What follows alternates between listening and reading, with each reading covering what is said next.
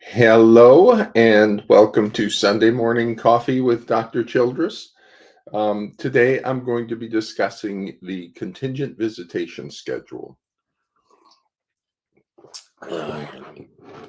Get that. Um,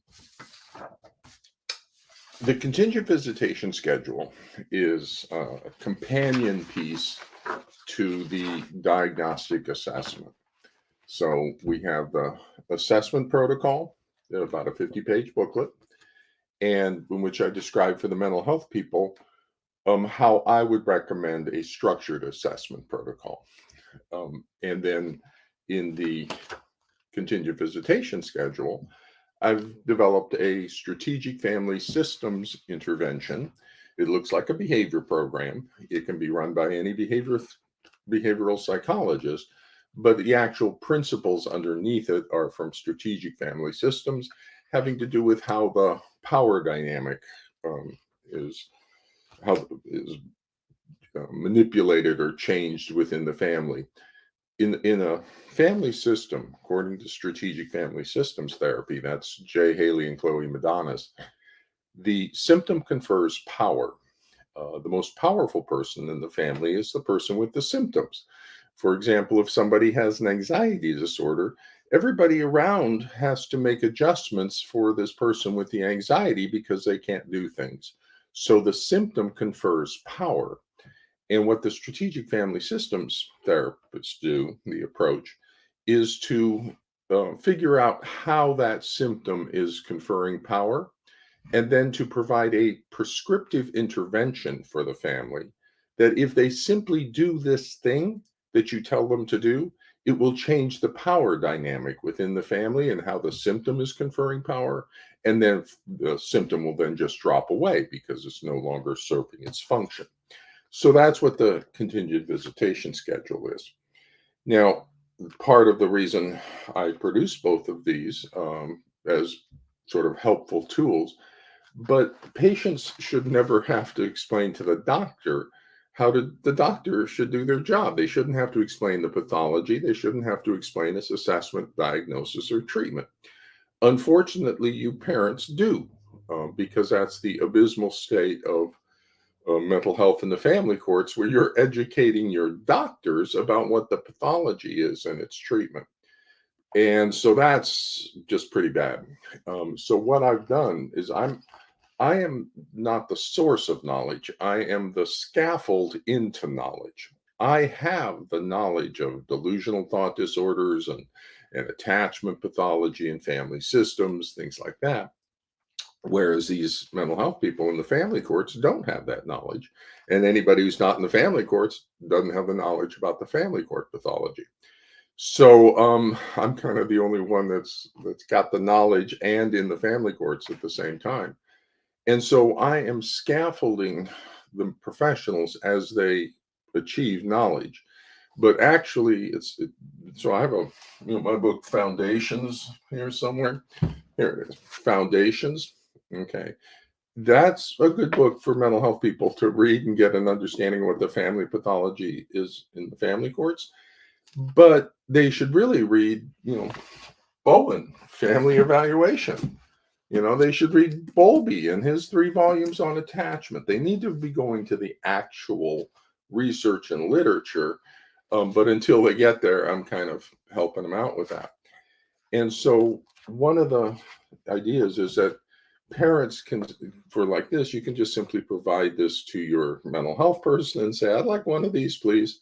Or to the court and say, I'd like a treatment focused assessment rather than a custody evaluation. Or you can go to the court and say, I'd like one of these, please, or can we do this? And then the mental health person, this is what we'd like, please. And it explains everything to everybody so that the parents don't have to do that. One of the things that needs to happen here, forensic psychology is a really messed up field. They did an experiment on you parents that created an experimental new service delivery approach where they don't diagnose or treat pathology, they just make custody decisions. That was a very bad experiment. Doctors should never stop being doctors. We diagnose and treat pathology. We don't make custody recommendations. That's not our role. That's not our job. Somebody's going to get hurt no matter how we decide things. And there is no criteria for mental health people to decide what the custody schedule should be.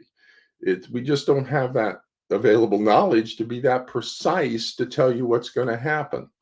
So, in the absence of child abuse, parents have the right to parent according to their cultural values, their personal values, and their religious values. And in the absence of child abuse, each parent should have as much time and involvement with the child as possible.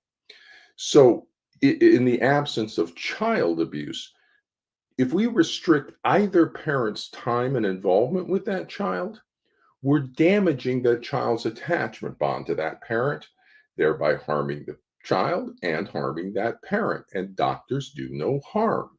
So, we doctors, folks, the clinical psychologists need to get away from doing custody issues and go back to doing our job, which is diagnosis and treatment of pathology, and then informing the court about what the diagnosis is and what the treatment plan is. Now, the differential diagnosis for severe attachment pathology, a child rejecting a parent, is an attachment pathology, problem in the love and bonding system of the brain.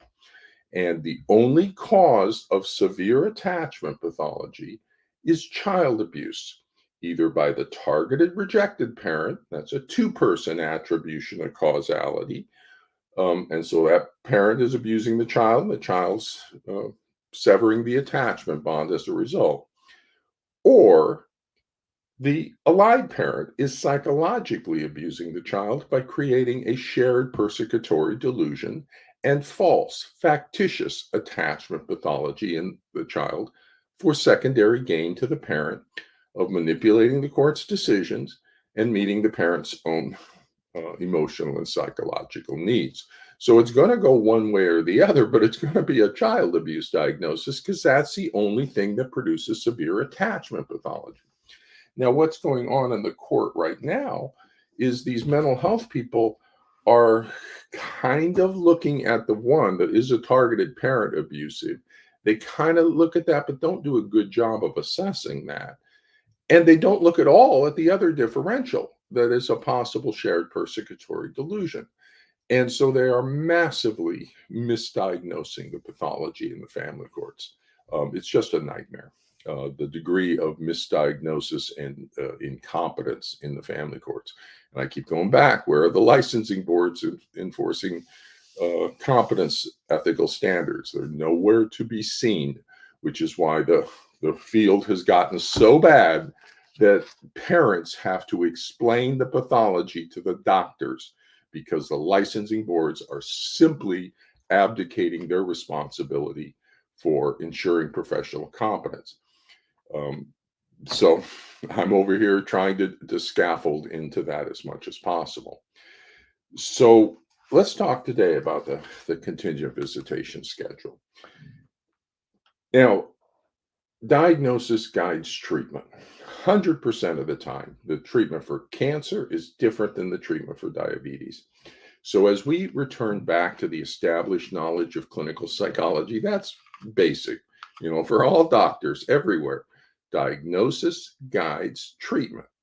So one of the features that these forensic psychologists got into doing, and these reunification therapists, there's no such thing, is they start making decisions and start treating things without knowing what it is they're making decisions about or treating. Is it cancer or diabetes? Let me clarify terminology here too. That these two sentences mean exactly the same thing. We must first diagnose what the pathology is before we know how to treat it. We must first identify what the problem is before we know how to fix it. So diagnosis means identify, pathology means problem, treatment means fix it. So these forensic psychology people are not identifying the problem, but they're coming up with ideas about how to fix it. Well, you don't, is it cancer or diabetes? Diagnosis. So we have to go back to the basics. We need a treatment plan. That's what we need. We need to fix this severe attachment pathology, all cytotronic and gold. We need to repair the attachment relationship. So we need a treatment plan to do that. In order to get a treatment plan, I need to know what the pathology is. What's the problem? Which parent is causing the attachment pathology? We need to identify that so that we can come up with our treatment plan to fix whatever is causing the problem. This is just like so basic. I'm stunned that I have to explain that to the mental health people, but we do. You do, because that's the low caliber of professional standards in the family courts. So it starts with the diagnosis, and that's where the assessment protocol comes in. We start with the diagnosis. Then, if it is child psychological abuse by the allied parent, if shared persecutory delusion, false factitious attachment pathology, if that comes back as the diagnosis, a three-person triangle attribution of causality from family systems, cross-generational coalition, emotional cutoff, if that's the pathology, the treatment for child abuse, physical, sexual, neglect, or psychological, is always to protect the child. Okay, see how that works? Diagnosis guides treatment. If it's child abuse, we protect the child. That involves a protective separation of the child. The reason that's important is because I have one pathological parent who's messing up the child. So if I come in and try to rebalance the child and get that child to bond into a normal and healthy relationship with the targeted parent, the pathological parent is going to up their manipulation and control of the child to keep the child pathological. So then we're fighting within the child, where the mental health person, the psychologist, and the targeted parent are trying to get the child to bond. The pathological parent is trying to get the child to not bond, and we will simply rip the child apart. What we need to do is we need to create a little bubble of space for the child where we protect the child from the abusive parent. Then within that, we can recover the child's normal and healthy range development. And once we got that stable and recovered, we then restore the relationship with the abusive parent with enough safeguards in place to make sure the abuse doesn't resume. So you can think about that like a physically abusive child. First thing we do is we protect the child, remove the child from the physically abusive parent. We recover the healthy development of the physically abused child and get the child back on track. And we hopefully get the abusive parent into collateral therapy to develop some insight into why and how they were abusive of their child. Then once we got the child stable, we restore with the abusive parent. We might put them on supervised visitation or various things to ensure, drug treatment if it's a, alcoholic parent or something, to make sure that the child's safe as we um, restore that attachment bond and restore time with the abusive parent. We do that for all forms of child abuse. And so that's where, boy, oh boy, diagnosis is critical on this, because the differential diagnosis is child abuse one way or the other. If we make a wrong decision, we're giving that child to an abusive parent, and that's going to destroy the child's life. So when possible child abuse is a considered diagnosis, which it is every time the child's rejecting a parent, if possible child abuse is a considered diagnosis, our diagnosis needs to be accurate 100% of the time. So we need to do whatever we need to do to make sure that happens. And there are things we can do. I recommend starting with consultation, a lot of consultation, the application of established knowledge, and the collection of the symptom information. Let me tell you a little bit about diagnosis. Diagnosis depends on the symptoms. So when somebody comes in and presents their presenting problem, whatever their problem is, There's a whole bunch of possible diagnoses that could be ADHD, autism, eating disorders, substance abuse, depression, anxiety disorders, all sorts of things it could possibly be. But then this presenting problem will drop a few of those away. Well, it's not autism. They're not worried about autism. The child's coming in normal range on all by all reports, and we're not worried about an eating disorder. And so some of them just drop right off based on the presenting problem. But others will kind of remain there. It could be depression, it could be substance abuse, it could be family problems. And each one of those pathologies, each one of those problems has a specific set of symptoms associated with it. And that's how we make the diagnosis. Diagnosis is a pattern match of the symptoms to the diagnostic criteria. And so each one of those pathologies has a set of symptoms. So when you come in and tell me what your problem is, all of a sudden, all these possible differential diagnoses show up, others drop away. And then I start to systematically collect the symptom information to allow me to answer which one of those domains of problem pathology we're looking at. So, one of the features we have in the family courts is a hodgepodge collection of symptoms from the mental health people because they don't know what they're assessing for and they don't have the competence, they don't know the patterns. So, I have provided a set of symptoms that will always show up with the pathology. Always. The three diagnostic indicators of an attachment based model of parental alienation, ABPA, that I describe in my book, Foundations. Okay. This book, all this stuff, will generate three diagnostic indicators. The attachment suppression towards a normal range parent, a five narcissist high protest behavior, either high anger or high anxiety, five narcissistic symptoms in the child, or a phobic anxiety displayed towards the parent. And the third one is a persecutory delusion. The child has a persecutory delusion regarding a normal range parent. And I've developed simple checklists for that. Okay, so I have a diagnostic checklist for pathogenic parenting that defines operational definitions for the mental health person. They can just go through and say, are these symptoms present or absent? The other one, in addition, is I have 12 what I've called associated clinical signs. These are not always present, but they're often present. So the research out of Dorsey Pruder's custody resolution method, Greenham, Childress, and Pruder, up on ResearchGate, she tagged her content analysis of the data surrounding these families. She tagged it or coded it for these 12, the three diagnostic indicators, but also the 12 associated clinical signs. And we found that all parents, all 46 out of the 46 parents had the three diagnostic indicators, which proves the attachment-based model of parental alienation is 100% true and correct. I predicted certain symptoms would be present, impossible symptoms, and they are present. 46 out of 46 families, the three. And the associated clinical signs, we found that at least all families had at least 5, and like 45 of the 46 families had 8 or more.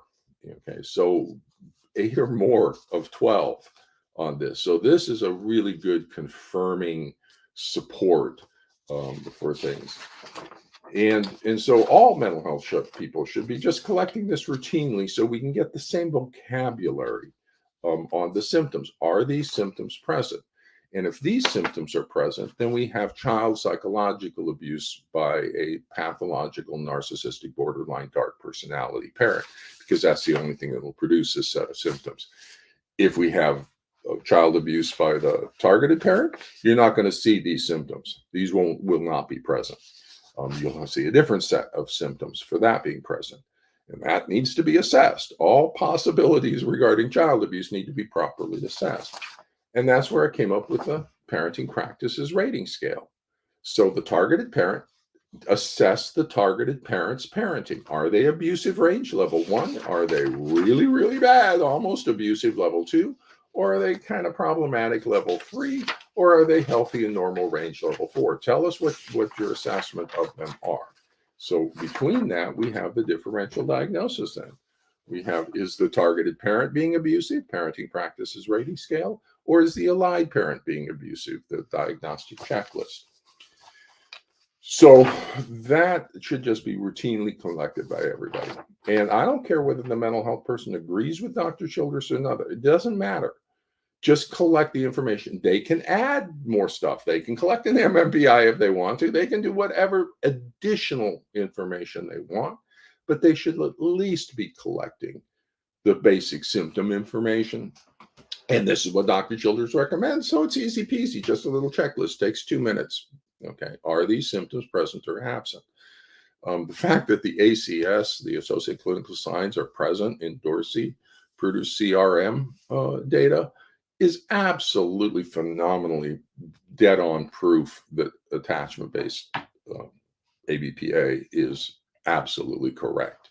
The scientific method is to develop an explanatory model that makes predictions, testable and verifiable predictions, which this does. It makes predictions if you're going to see a set of symptoms. And so then you collect the data, symptoms show up in the data, the model is correct and accurate. And so there's not a doubt in my mind, that never was, that Foundations is accurate. So people should start in the family court, start collecting that information, because that's necessary for the differential diagnosis, and this would be how you would do it. But now let's talk about the custody resolution method.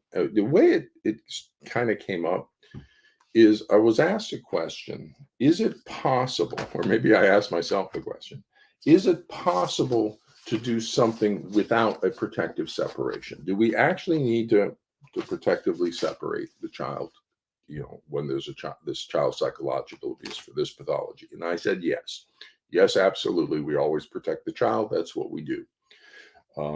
And then I know the courts are in a difficult position, and I know that's a tough call, to say this is child abuse, but that's why we need the mental health people to make the diagnosis, get it confirmed, second opinion consultation. Courts need to rely on our decisions.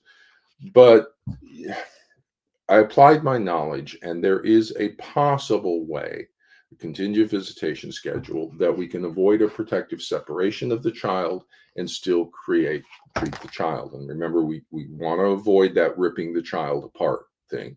So is there a way we can restore the healthy bond to the targeted parent without protectively separating the child from the abusive parent and without ripping the child apart? Holy cow. No, there isn't. Except I'm smart enough or know enough knowledge that maybe there is. And that's what this contingent visitation schedule is. So let's kind of walk through that for a second, what this one is. So in the first part of the book, I talk about, this is the introduction. I explain the pathology because I anticipate this might be going to a judge, or the judges will see this. And because this requires a mental health professional to make adjustments to the visitation schedule based on a defined set of criteria.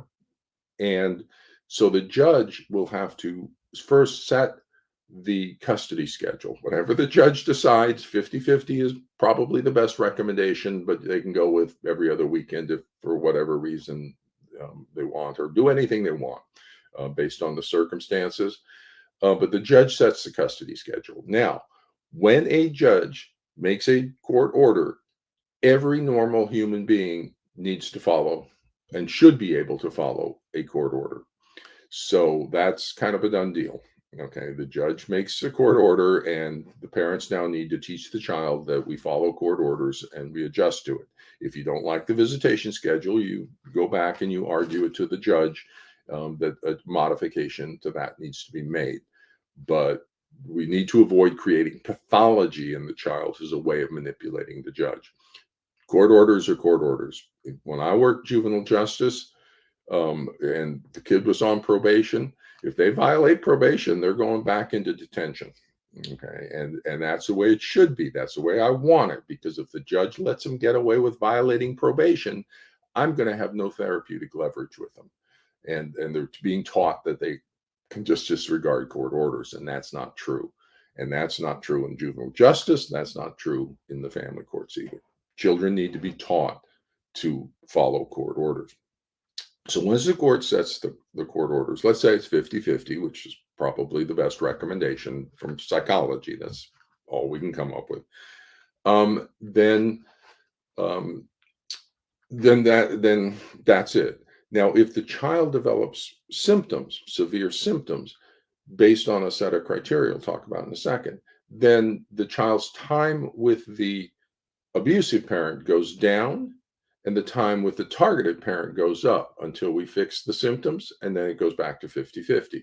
So as long as the child stays normal range, it's going to be the court ordered 50-50. But if the child becomes highly symptomatic, then the abusive parent's time goes down and the targeted parent's time goes up.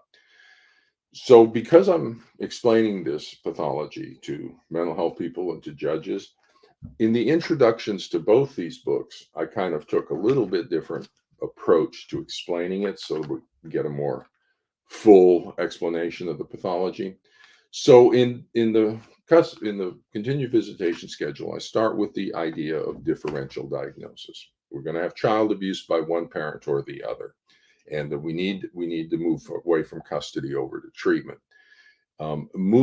Mostly I used a family systems description, because if this is going into the court and to judges, I think the family systems way of understanding it, cross-generational coalition, emotional cutoff, inverted hierarchy, enmeshment, triangulation, I think that way of understanding it is most accessible and easy, rather than a shared delusion, factitious disorder, complex trauma, that kind of stuff. But both of those apply, and they all interweave on things. One of the features is we're dealing with a narcissistic borderline dark personality, dark triad, vulnerable dark triad, dark tetrad. Those are very, very problematic parents, and they're undiagnosed and untreated in the family courts. Yikes. Okay. Dark personalities, dark triad, and dark tetrad have been called the core of evil in the research literature. So we have the core of evil in the family courts that's not being diagnosed or addressed by the mental health people. That's where the active child abuse and active spousal abuse is coming from. We need to get in there and diagnose the pathology. Do we need to diagnose the personality disorder pathology? No, because that takes us down a rabbit hole. We diagnose the consequences of it, the child abuse that's produced. As long as the child's normal range, I don't care. Parents have the right to parent, cultural values, personal values, religious values. If the child's not being abused, I'm okay. The question is the child being abused? And there's your, diagnostic checklist and your 12 associated clinical science parenting practices rating scale. So then I orient to the family systems, and then I include a whole section on psychological control. A bunch of quotes about psychological, because again, I think this is important to educate the courts and the mental health people, but the courts about what the process is. It's not parental alienation. It's not brainwashing it. It's psychological control. And in the appendix to this, because that is so such an important issue, from Barber and Harmon in Barber's book, Psychological Control. Barber and Harmon, chapter 2, list 40 research studies that support the idea of psychological control, page after page of references. And I drew those from Barber and Harmon and put them as an appendix here. All of the research that supports the idea for the construct of psychological control, and then all the quotes, not all, but a lot of the quotes from about psychological control. There was a wonderful one that talks about triangles and cross-generational coalitions, citing Mnuchin and Bowen, and psychological control. That's what we're dealing with, Your Honor, is the psychological control of the child by a manipulative, highly manipulative, Machiavellian manipulative, narcissistic borderline dark personality parent. And we need to get a handle on that because that's child psychological abuse and that's going to destroy the child's life. So that's the start of the booklet. Then I go into discussions of competence because that's the big issue with the mental health people. And so I'm telling you, you got to be competent. If you're going to work with attachment pathology, the mental health person needs to be competent in attachment pathology. Personality disorder pathology, they need to know narcissistic, borderline, dark, and the symptom patterns for that. Because if we're going to be diagnosing the pathology, we need to know what those symptom patterns are for the pathology we're working with. If I'm working with autism, I need to know the symptom patterns of autism. You get sensory motor processing stuff, you get repetitive behaviors and things. If I go in and don't know autism, I'm going to misdiagnose autism. So you need to, an attachment is the love and bonding system. A child rejecting a parent is an attachment pathology. That's why it's important to use real words because it anchors us within the pathology. It's not ADHD, it's not autism, it's not an eating disorder, it's not substance abuse, it's an attachment pathology. There's only one cause of severe attachment pathology, child abuse by one parent or the other. So we're in the domain of child abuse just off of that knowledge by itself. Personality disorder pathology, family systems pathology. Holy cow, we're working with a family dynamics. If you don't know family systems and family evaluation and cross-generational coalitions and what happened, you're practicing beyond the boundaries of your competence if you're working with a family. Duh. I mean, it's so irritating. These mental health people are so ignorant and incompetent. I should not have to educate them to have a professional level conversation with them, but I do. Parents have to educate them. It's just awful. Where are the licensing boards? And then also complex trauma and child abuse. It's in that complex trauma and child abuse domain that the persecutory delusion is, also the personality disorder domain, and also the transgenerational transmission of attachment trauma. But really, it's the transference is the persecutory delusion. That's what Freud would call it, the transference. So it's out of the complex trauma and child abuse domain. So I deal with the competence issues within the mental health people. Then I go into shifting from a custody sort of orientation to a treatment focused orientation. So I go in and describe the 3 diagnostic indicators and 12 associated clinical signs so that we can get a standardized assessment protocol. Now, you can add more stuff, you can do stuff, you can disagree with what Dr. Childress is saying. Just collect the information, please. Just check, just everybody, so that we can get a standard communication, because the mental health people need to stop fighting around these children. We need to stop fighting the mental health people. That's called parallel process. We're in the same splitting dynamic that the parents are in, because we're fighting and because it's parallel process and because the forensic psychologists are too ignorant to know that. They don't know anything about parallel process. It's called staff splitting by Linehan. If you work borderline process, absolutely, you got to watch out for parallel process. But they're ignorant like a rock. So everybody needs to, and so I'm educating the court to that there are these 3 diagnostic indicators, and the 12 associated clinical signs, again, are just fantastic. We need to shift away from custody to treatment. And what I describe in that section is that there's no criteria within psychology that would allow us to make a custody recommendation. I don't know.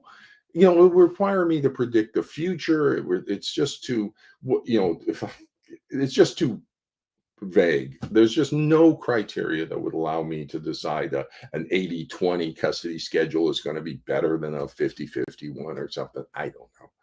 We fix things. That's what doctors do. If you got an attachment pathology, we fix it. If there's no child abuse, then each parent should have as much time and involvement with the child as possible. because parents have the right to parent according to cultural values, personal values, and religious values. And I'm not going to get in there and micromanage or micro evaluate which parent is better. No, that's not my job. I'm not here to decide which parent deserves to have a child. If there's no child abuse, then that's off the table. But is there psychological child abuse now? False attachment pathology, persecutory delusion by the allied parent. Now, you can do it this way, or you can conduct a mental status exam of thought and perception for delusional thought disorder. None of them know how to do that. That's what I do. I conduct a mental status exam of thought and perception to diagnose the persecutory delusion. But you don't have the competence over here to be able to do that. And so then shifting to custody to treatment, then I talk about the assessment protocol for this, which briefly talks about, you meet with the two parents individually, then you actually observe the symptoms, you meet with the child and targeted parent and observe, and then you meet with them again. And then the child abuse response. I inform the court as to what to do. If there's child psychological abuse, we protect the child. We separate the child 100% of the time. Then I go into the contingent visitation schedule. So that I describe strategic family systems, what it is, how it approaches things, then altering the power dynamic. That's critical. And I provide some underlying structure. Now, a lot of this description is for the mental health person who's going to be running the program to help them understand the conceptual frameworks about where it's based. It looks like a behavior program because there's criteria, and if you meet the criteria, the behavioral criteria, then certain things happen. If you don't, other things happen. Contingency schedule on rewards or consequences, kind of based on behavior. So it looks like a behavior schedule, behavior plan. Any person, any mental health person who knows applied behavioral analysis, that would be your school-based folks, dialectic behavior therapists, autism-based folks, anybody who knows behavioral psychology, CBT folks should apply behavioral analysis is what it involves. It's really standard. All school systems are required before they make any behavior plans for the child are required to conduct a functional behavioral analysis. That's even one step higher than applied behavioral analysis. So school-based people do this all the time. The problem is they don't work in the family courts. They know delusional thought disorders or, personality pathology, all the other stuff. So really the dialectic behavior therapists are probably the best people to run this. They adapt pretty well to understanding and doing this, but it's not cognitive behavior therapy. It's family systems therapy, strategic family systems, and having to do with the underlying power dynamics. So I describe how the child's symptoms of rejecting a parent are conferring power to the allied parent in the situation. And so then I also explain how the contingent visitation schedule alters that power dynamic. And once we alter how the symptom confers power, then the symptom is no longer serving its function, and the allied parent will let it drop away because it's no longer serving its function. And then I give a description of the specific definitions, a specific structure of a contingent visitation schedule. And the structure is basically three parts. First, it's data driven, and that's critical. So everything needs to be data driven.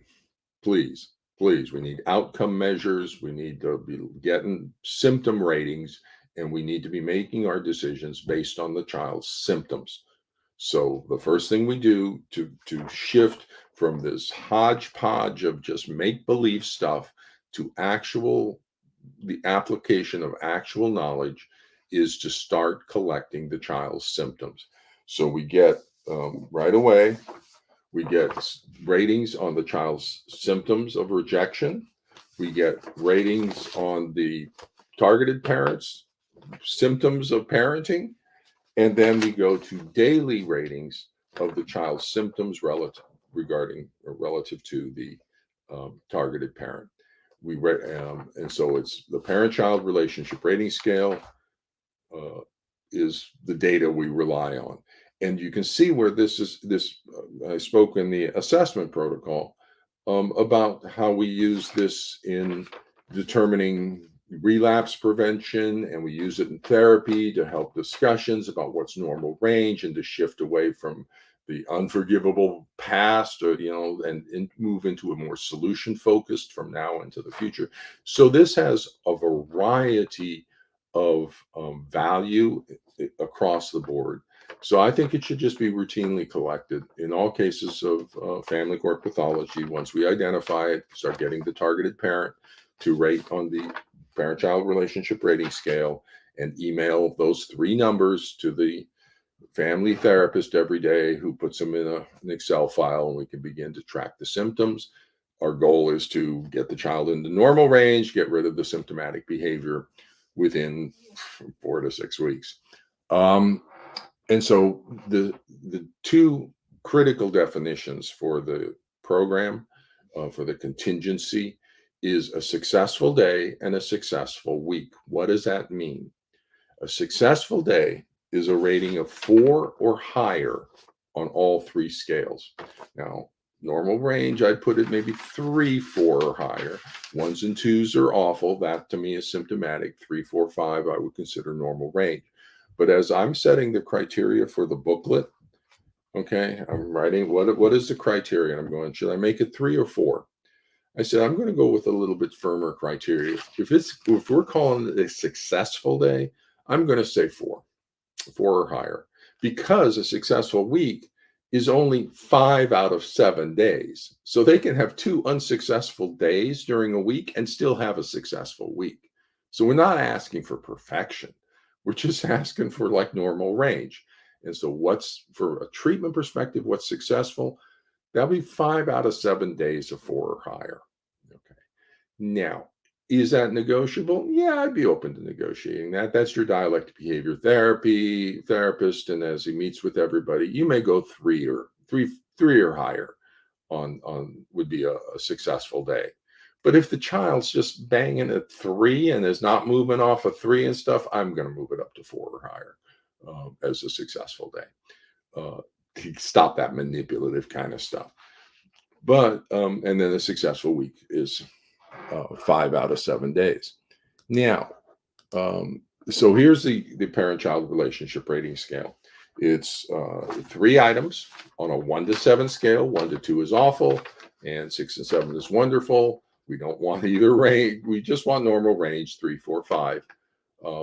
And on 3 items: affection, that's your attachment networks; cooperation, that's emotional regulation; social involvement, mood and arousal. Every day, the target parent rates this and sends the 3 numbers over to the family therapist, and it is based on those rating scales that you meet every week, and the therapist kind of goes through them and makes sure they're valid by discussing what happened, why the ratings were rating that way, and so you have therapeutic eyes on these ratings.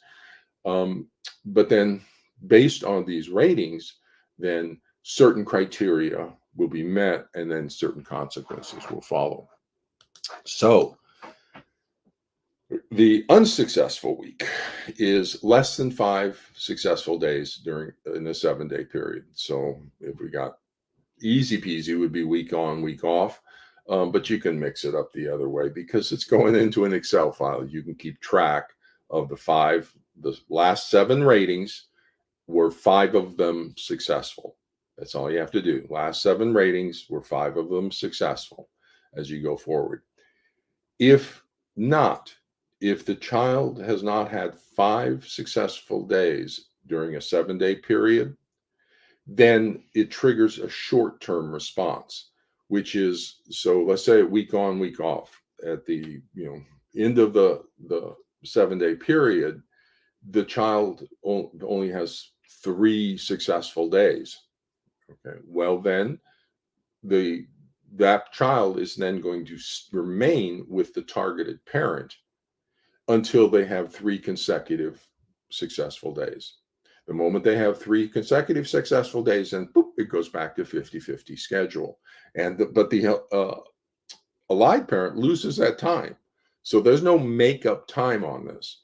So if the child has, unsuccessful week, then they're going to stay with that parent. And how long? A week, 2 weeks? How long does it take the child to have 3 consecutive successful days of 4 or higher on the ratings? And so the child, that's putting the child essentially in charge of the visitation schedule.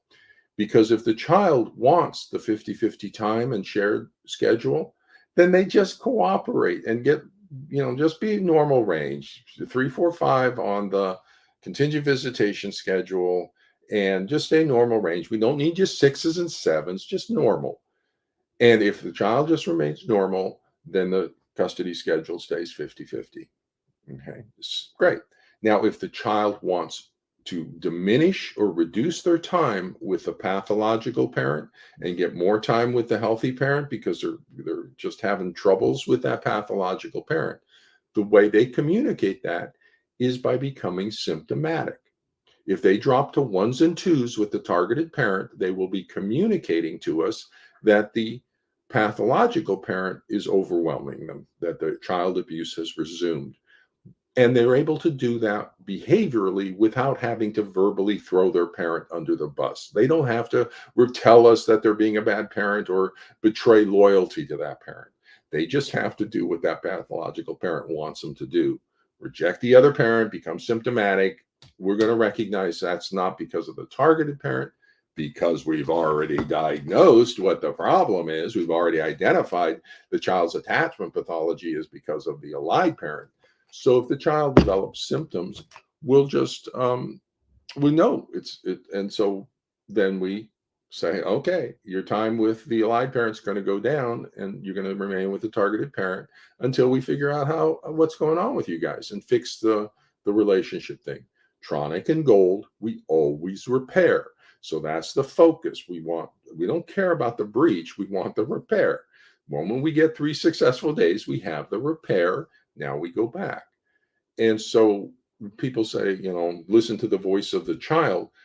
The voice of the child is being psychologically controlled by a hugely manipulative parent, Machiavellian levels of manipulation.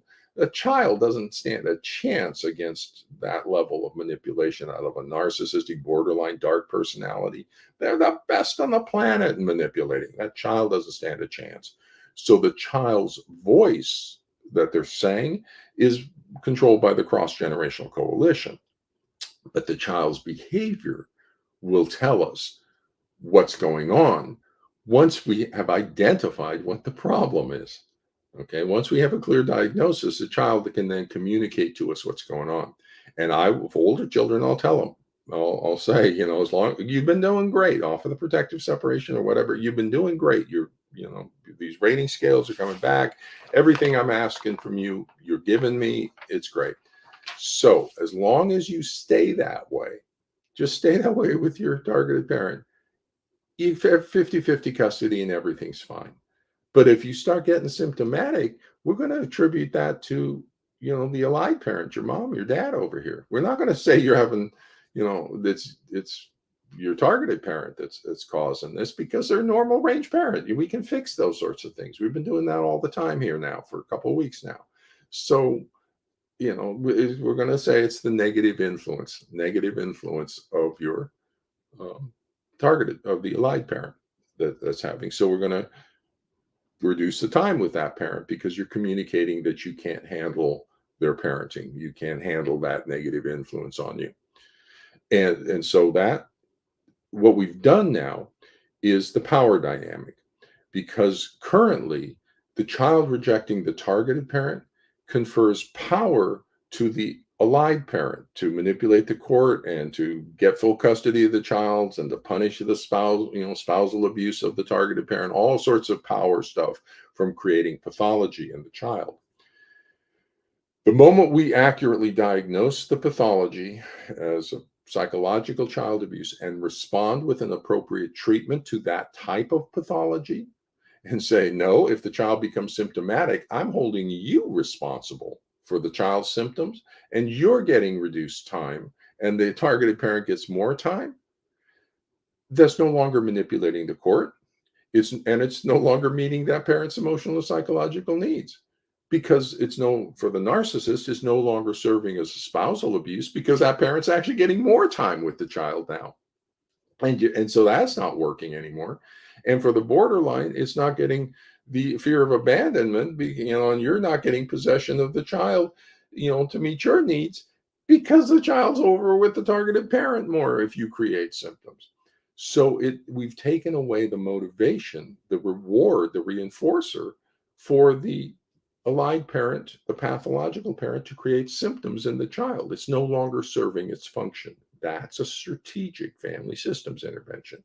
It's a prescriptive intervention that if you just do this, it will alter the power dynamics in the family and the symptom will drop away. That's strategic family symptom. If the symptom doesn't drop away, then we need a more full protective separation. We need to do more active recovery of the child. But then we can toss this on once we get a protective separation, and we're restoring with the pathological parent. This would be like supervised visitation. I don't need somebody sitting there watching the child and the pathological parent, because they're so manipulative. Oh my goodness, it just doesn't matter. We need to develop the resilience of the child to be able to deal with the pathological parenting or pathogenic parenting of their narcissistic borderline parent. Yikes. So over the course of time, that's the thing. We need to build the child. That's going to be mom or dad for the rest of the child's life. So they need affection from that parent as much as they can get. They need to have a good relation as much as they can get.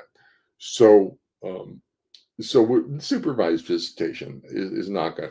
But this is kind of supervised, because we're monitoring the child. We have eyes on the child's symptoms and say, don't mess up, don't start creating child symptoms, or we're gonna jump on it real fast and real early, and stop that kind of nonsense. So this can be done. The continued visitation can be done in place of a protective separation that would be called a response to intervention.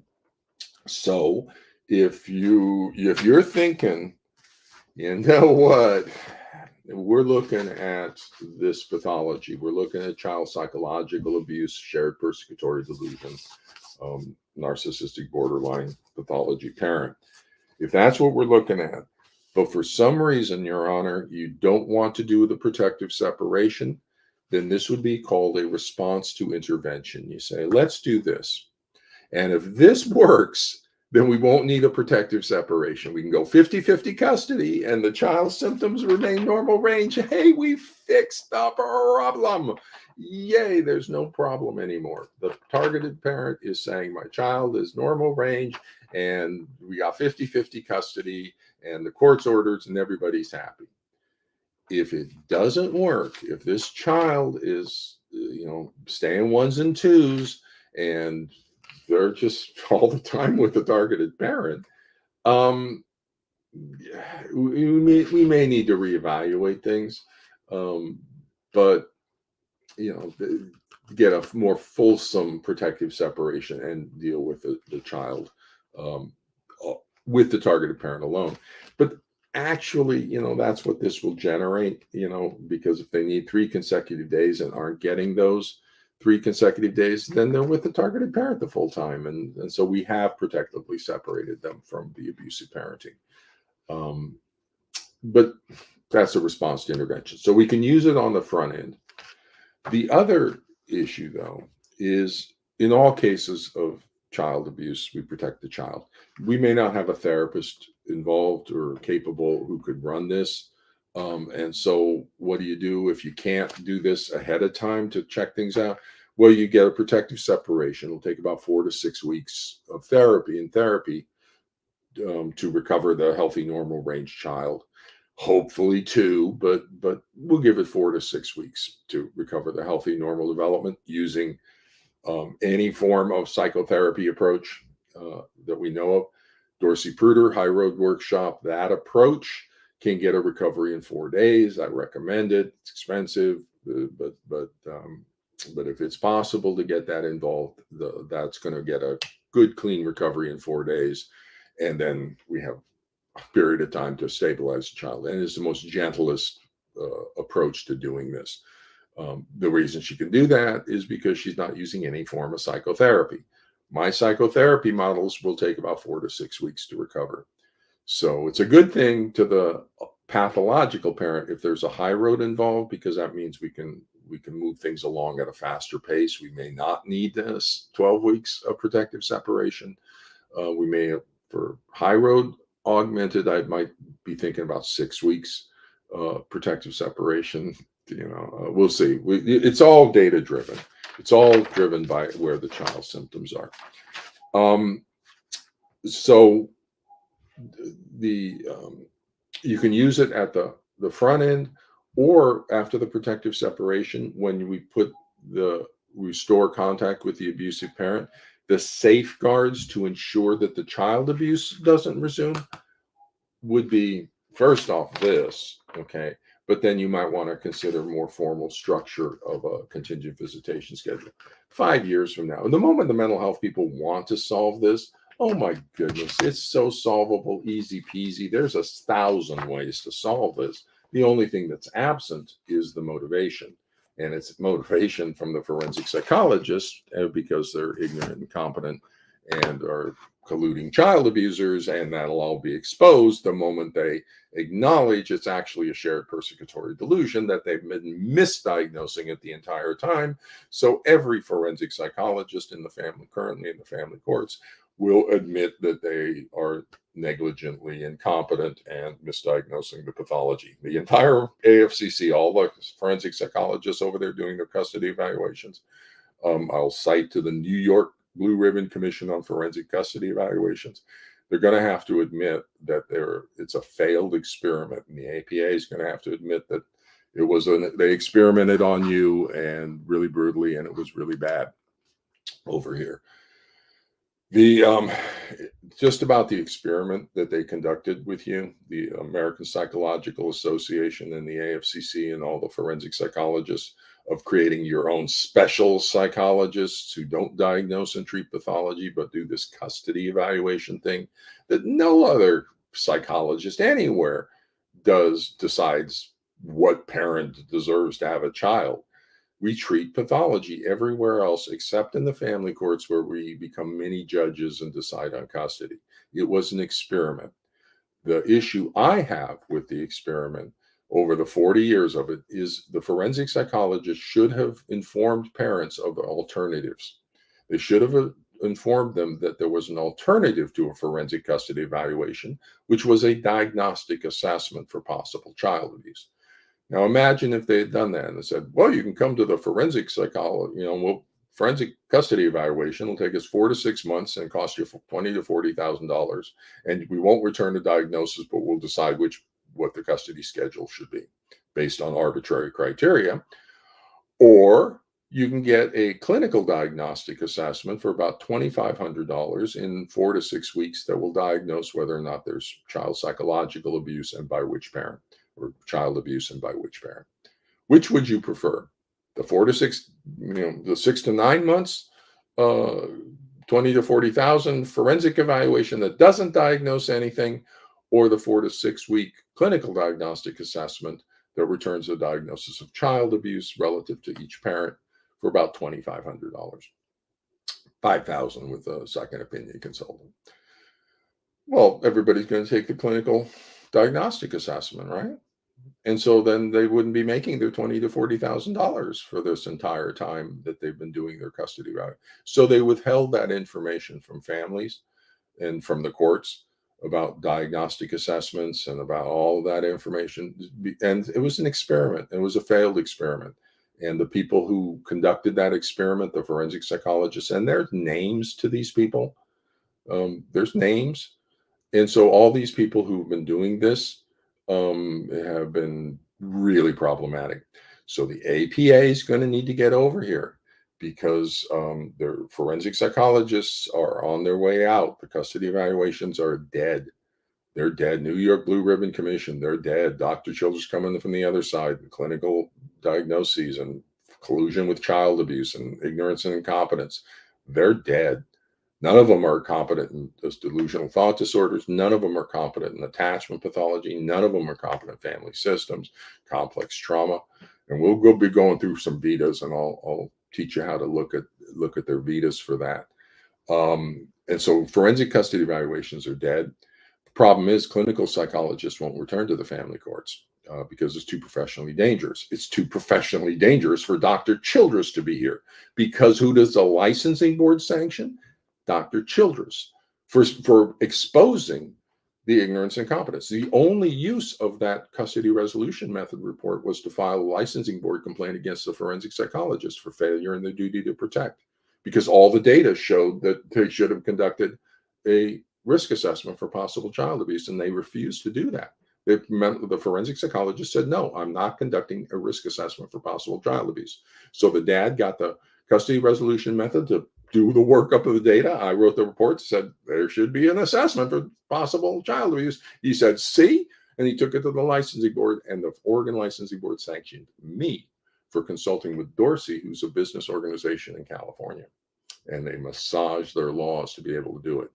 It's too dangerous for any clinical psychologist to be over here until we get a structured and standardized assessment protocol that will keep us safe, and until we can start to do our job without retaliation from the forensic psychologists who are protecting their cash cow. Okay. So the state legislatures need to get on your licensing boards, because it's not just Oregon, it's all 50 states. They've been infected with the forensic psychologists. Cite to the New York Blue Ribbon Commission on Forensic Psychology, who voted 11-9 to eliminate forensic custody evaluations entirely in the state of New York, which is a good recommendation, because there's no scientific or professional basis to them. They're harmful to children, dangerous. They're just awful. They're just awful. So with that, I'm going to wrap up my Sunday talk. Diagnosis guides treatment. You want a treatment plan to fix the severe attachment pathology in your child. We always repair. Tronic and gold. Always, always, always. The worst possible thing we can do, the ugly of Edtronic, is to leave a breached attachment bond unrepaired. That's the worst possible thing we can do. We have to fix this pathology. And diagnosis guides treatment. We need an accurate diagnosis. When child abuse is a considered diagnosis, we need an accurate, but you're not going to get that, Your Honor, unfortunately, out of mental health for a while, until mental health steps up and starts doing what we need to do relative to possible child abuse and possible spousal abuse. There's two dangerous pathologies in the family courts: child abuse and spousal abuse. We need to do a proper assessment on both of those. So with that, everybody have a good Sunday, good luck, and we'll talk to you next week.